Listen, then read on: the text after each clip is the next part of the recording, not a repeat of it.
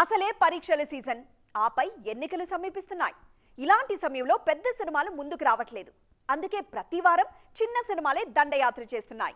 ఈ వారం కూడా దాదాపు 10 సినిమాలు విడుదలవుతున్నాయి. అందులో రజాకార్ లాంటి వివాదాస్పద సినిమా కూడా ఉంది. మరి దాంతో పాటు వస్తున్న సినిమాలేంటి? మార్చి 15న దాదాపు డజన్ సినిమాలు విడుదల కానున్నాయి. కానీ అన్ని వస్తున్నట్లు ప్రేక్షకులకు ఐడియా కూడా లేదు. దానికి కారణం అన్ని చిన్న సినిమాలు కావడం. ఈ వారం సినిమాల్లో కొద్దో గొప్పో ఆసక్తి రేపుతోన్న సినిమా రజాకార్. యాటా సత్యనారాయణ తెరకెక్కించిన ఈ చిత్రం ఎన్నో వివాదాలను దాటుకునొస్తోంది. నిజాం పాలన నేపథ్యంలో తెరకెక్కిన చిత్రం రజాకార్.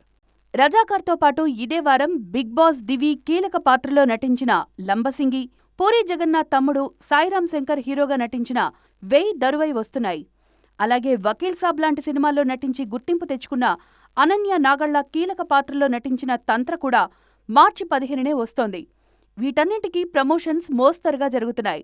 ఈ మధ్య వరుస సినిమాలు చేస్తున్న చైతన్యరావు నటించిన షరతులు వర్తిస్తాయి ఇదే వారం రానుంది. అలాగే లైన్మెన్ అంటూ కొత్త కాన్సెప్ట్తో వస్తున్నారు త్రిగుణ్. వీటితో పాటు మరో 2-3 చిన్న సినిమాలు ఇదే వారం వస్తున్నాయి. ఇక హిందీ నుంచి సిద్ధార్థ్ మల్హోత్రా, రాశీ ఖన్నా నటించిన యోధ, కేరళ స్టోరీ టీం తెరకెక్కించిన బస్తర్ మార్చి 15న వస్తున్నాయి.